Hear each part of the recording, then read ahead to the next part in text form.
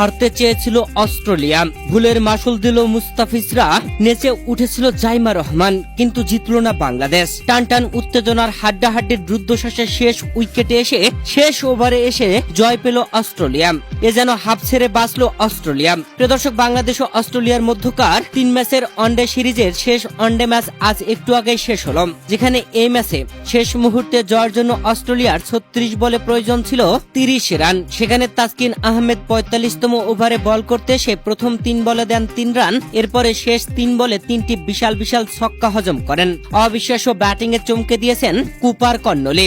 এই ওভারে ম্যাচ যেন বের করে নেয় অস্ট্রেলিয়া, তবে এরপরে ম্যাচ যেন খেয়ে হারিয়ে ফেলে অস্ট্রেলিয়া। পরের ওভারে বল করতে আসেন শরীফুল ইসলাম, আর শরীফুল ইসলাম এই ওভারে বল করতে এসে প্রথম বল ডটের পর পরের টানা 2 বলে 2টি উইকেট তুলে নেন, যেখানে 27 রানে ব্যাট করা অলিভারকে দ্বিতীয় বলে আউট করেন, আর তৃতীয় বলে নতুন ব্যাটসম্যান বার্লেটকে প্যাভিলিয়নে পাঠিয়ে দেন।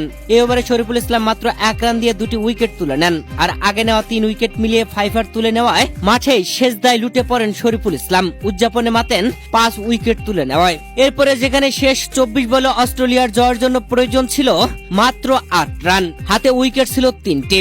এরপরে 47তম ওভারে মুস্তাফিজুর রহমান বোলিং এসে রান খরচ করেন 3টি, তবে একটি সহজ ক্যাচ মিস করে ফেলেন মুস্তাফিজুর রহমান। নিজের বলে ক্যাচ উঠেছিল, তবে ক্যাচটি ধরতে পারেননি, যে ক্যাচটি উঠেছিল চতুর্থ বলে, যে ক্যাচটি তুলে দিয়েছিলেন অস্ট্রেলিয়ার বেন ডোয়ারসুইচ। শেষ 18 বলে অস্ট্রেলিয়ার জয়ের জন্য প্রয়োজন ছিল মাত্র 5 রান। সেখানে শরীফুল ইসলাম 48তম ওভারে বল করে মিডেনের সাথে একটি উইকেট তুলে নেন।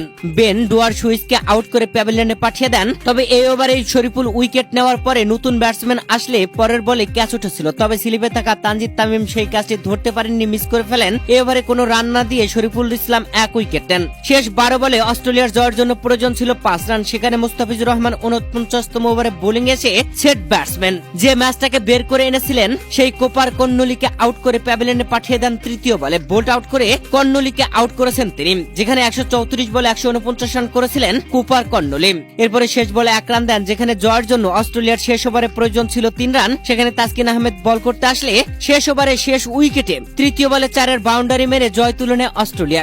এ যেন ম্যাচটা নিজেদের ক্যাচ মিসের মাসুল দিতে হয়েছে বাংলাদেশকে। যে সময় মুস্তাফিজুর রহমান কুপার কর্নলিকে আউট করেছিলেন, ওই সময় প্রধানমন্ত্রীর কন্যা জাইমা রহমান রীতিমতো উল্লাসে মেতে উঠেছিলেন। ম্যাচটা যেন জিতেই যাচ্ছিল বাংলাদেশ, তবে শেষ পর্যন্ত জেতা হলো না। প্রিয় দর্শক, এই ম্যাচে আগে ব্যাটিং এসে বাংলাদেশ পুরো 50 ওভার খেলে 5 উইকেট হারিয়ে করেছিল 274 রান, যেখানে বাংলাদেশের ব্যাটিং অসাধারণ করেছেন লিটন দাস, হাফ সেঞ্চুরি করেছিলেন তাওহিদ হৃদয় 83 রান, মোসাদ্দেক হোসেন সৈকত করেছিলেন 56 রান। এর জবাবে অস্ট্রেলিয়া ব্যাটিং এ নেমে 49 ওভার 3 বল খেলে 9 উইকেট হারিয়ে জয় তুলে নিয়েছে। মাত্র 1 উইকেটের জয় তুলে নিয়েছে 3 বল হাতে থাকতেই। এই ম্যাচ হারলে হয়তো হয়ে যেত অস্ট্রেলিয়া। ম্যাচটা যেন তারা হারতেই বসেছিল, তবে শেষ পর্যন্ত বাংলাদেশ ভুলের মাসুল দিয়েছে, ম্যাচটা জিততে পারেনি।